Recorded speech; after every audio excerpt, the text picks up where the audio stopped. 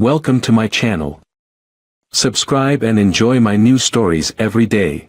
Our living room was draped in the soft glow of the evening sun, filtering through sheer curtains that danced lightly in the breeze.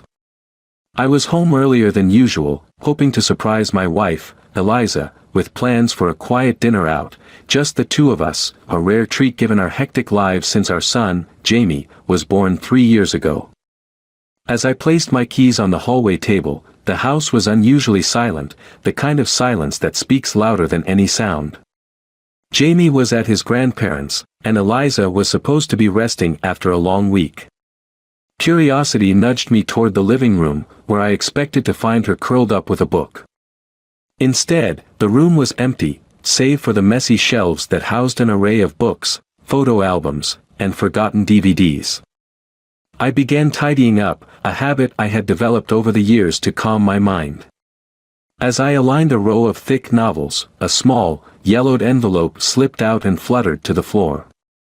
It was thin and unassuming, but the way it was hidden suggested a deliberate secrecy. Picking it up, I noticed it was unsealed. Inside, a folded piece of paper bore the unmistakable cursive of Eliza, elegant but hurried. The words scorched every line. My dearest Samuel.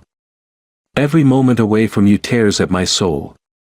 I carry a guilt so heavy because the life I lead is a lie. Jamie, our beautiful boy, is ours, yours and mine. Every day I look into his eyes, I see you. I wanted to tell you so many times, but fear held me back. I am trapped in a marriage that was decided not by love but by circumstance. Yours forever. Eliza. A chill crept up my spine as I read and reread the letter. The room spun slightly, my heart pounding in my ears. Betrayal sliced through me sharper than any knife could. Jamie, my son, the boy I had watched take his first steps, utter his first words, wasn't mine. The sound of the front door creaking open snapped me back to reality. Eliza walked in, her face lighting up as she saw me, unaware of the storm brewing inside me. You're home early. What a lovely surprise. Who's Samuel?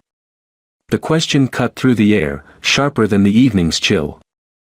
Eliza froze, her smile faltering, eyes widening with a terror that confirmed my worst fears. I don't. Don't lie to me, Eliza. Who is he? And Jamie, is he? I couldn't finish the sentence, the weight of my dread too heavy to bear. She was silent for a long moment, her eyes darting around the room, looking for an escape that wasn't there. Finally, she whispered, I was going to tell you.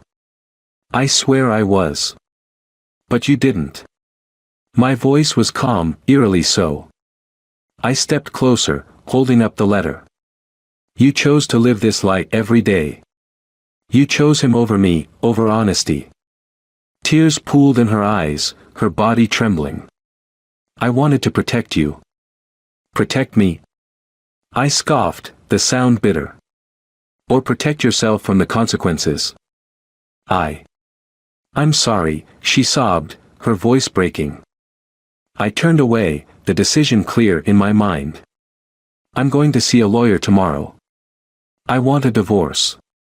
Eliza gasped, her hand reaching out to me, but I was already out of reach, both physically and emotionally.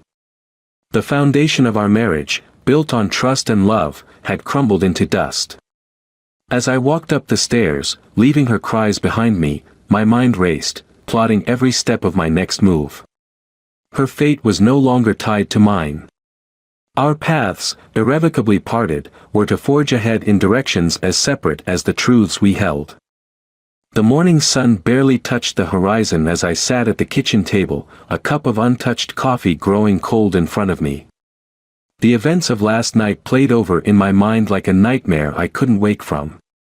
Eliza's confession, her tears, the shattering truth about Jamie, it all mingled into a bitter concoction that I swallowed with each passing second. I had made a list, clear and concise. Lawyer at 9 a.m. Change locks by noon. Separate our bank accounts by the end of the day.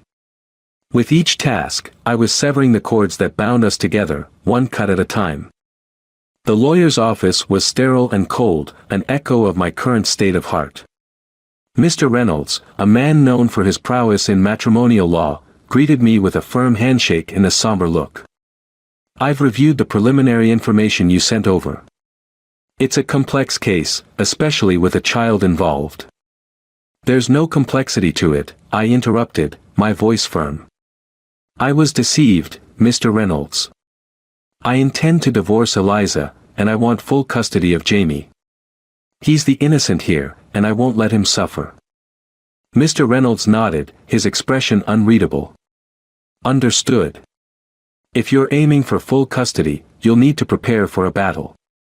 She will likely fight back, especially if she's already expressed remorse."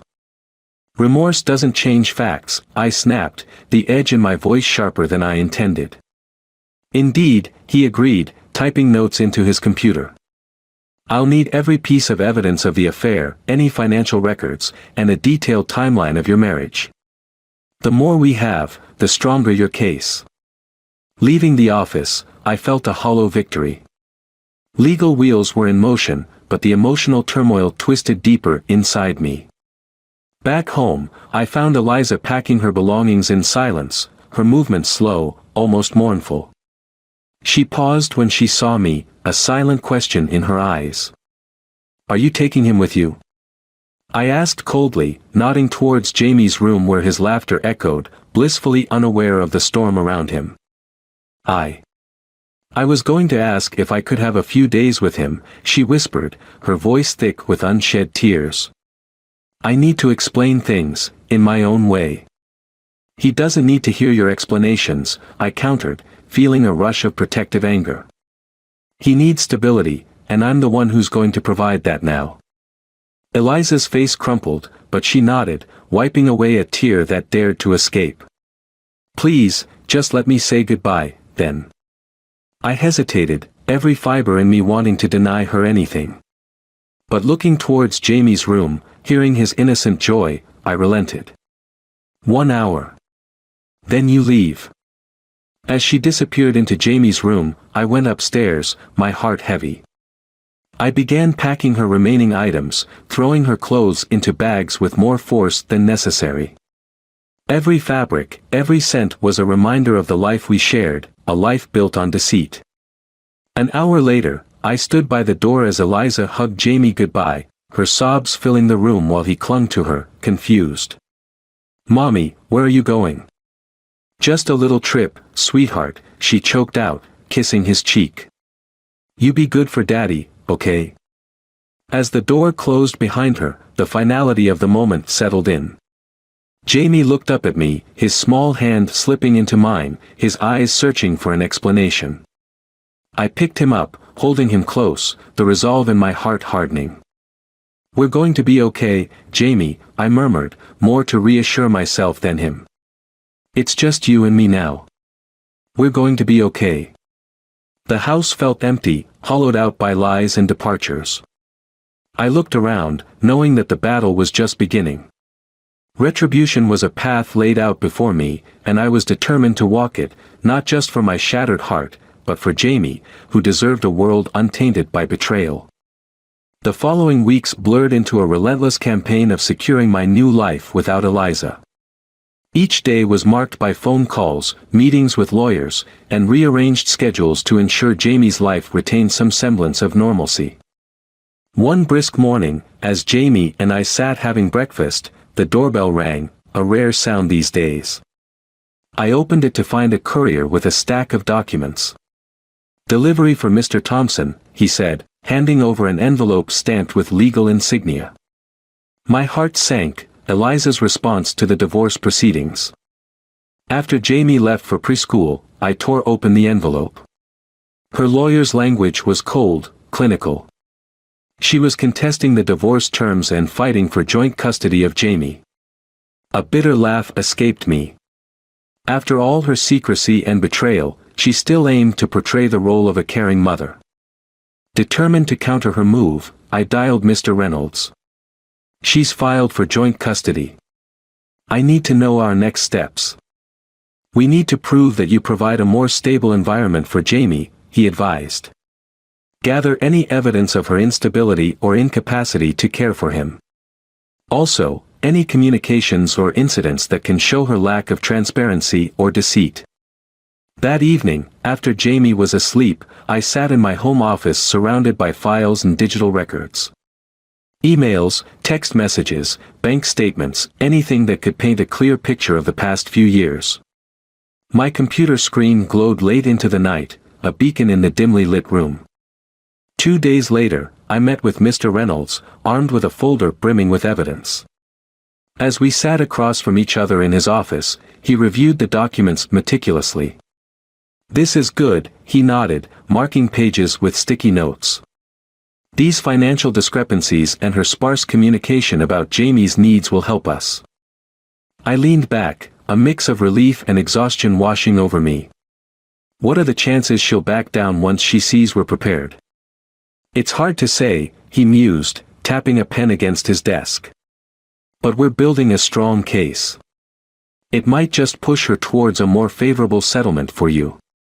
The next week brought another confrontation.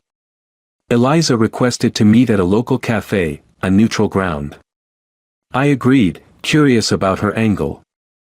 Sitting across from her, the air thick with the aroma of coffee and pastries, I noticed the strain on her face. "I've received your documents," she began, her voice shaky. I didn't realize you were this prepared." "I'm not playing games, Eliza. It's about Jamie's future," I said firmly. She nodded, taking a deep breath. "I want to be part of his life, but I see now how my actions might make that difficult. Could we negotiate some terms? Maybe a way for me to be involved without disrupting his stability?" I considered her for a long moment. "I'll think about it," I finally said, my tone non-committal. "But understand this, Eliza, any agreement will be on my terms. For Jamie's sake." As we left the cafe, the cold air seemed a bit sharper, the sky a shade grayer. The battle lines were drawn, but the war was far from over. Each step forward was a step away from the past, a past marred by deception and pain. Yet, with each step, I felt a burgeoning sense of control over my own narrative, a narrative I was rewriting for my son and myself. The courtroom was silent, suffused with the tense anticipation that precedes a storm. Today was the final hearing, the day when the judge would decide the fate of my family. Sitting across from me, Eliza's eyes occasionally flickered in my direction, a mix of defiance and desperation etched into her features. As the proceedings began, Mr. Reynolds presented our case with surgical precision. Each piece of evidence was laid bare, painting a picture of Eliza's deceit. I watched as the color drained from her face when bank records and messages to Samuel were displayed, undeniable proof of her duplicity not just to me but in financial dealings that were shady at best. Then, it was her attorney's turn. He argued her case passionately, pleading for understanding and emphasizing her role as Jamie's mother. But his words felt hollow, echoing off the walls with the weight of untruth. The judge finally called for a recess before making her decision. In that moment, as everyone filed out, Eliza approached me. "Can we talk?" she asked, her voice barely a whisper. I nodded stiffly, and we moved to a quiet corner. "What's left to say, Eliza?" I asked coldly. "I know I've ruined everything," she started, "but Jamie, he needs me. I was hoping we could still." "Save it," I cut her off. "You made your choices. Now, you live with them." As we resumed, the tension was palpable. The judge returned, papers in hand, and the room fell silent. "After reviewing the evidence and considering the welfare of the child, I grant full custody of Jamie to his father," she declared. "Visitation rights for the mother will be determined at a later date." Eliza gasped, a sound of utter defeat escaping her lips. But before she could recover, I stood, ready to deliver the final blow. "Your Honor, there's more. I asked the court's permission to submit additional evidence." I turned to Mr. Reynolds, who handed me an envelope. Inside were photos and documents from a private investigator. They showed Eliza and Samuel together, recently, and financial records of a shared account I had discovered just days before. The judge reviewed them, her expression turning grave. This is quite serious. Given this new evidence, I'm inclined to restrict any visitation until further investigation. Eliza looked at me, betrayal and shock in her eyes. Why? Why go this far? Because you never understood the consequences of your actions, I replied. You chose this path. You chose him over your family. Now, you face the reality of that choice. As the court adjourned, Eliza was left isolated, her cries of anguish filling the otherwise empty hallway. I walked away, Jamie's hand in mine, knowing that the past was finally behind us. Weeks later, a final piece of revenge was set in motion, a last act to ensure Eliza's deception would not go unpunished. Through legal maneuvers and the unveiling of her financial frauds linked to Samuel, both faced charges that could lead to significant time. As I watched from a distance, ensuring that Jamie was shielded from the worst of it, I felt a cold satisfaction. The world was harsh, and I had ensured that those who betrayed me faced a reality as ruthless as their deceit. In the end, the victory was bitter, but it was justice, a justice that wrote the conclusion of a chapter one hoped never to read again. As Jamie and I moved forward, the lessons of trust and the consequences of betrayal etched deep in our journey, I knew that the future was ours to shape, far away from the shadows of the past.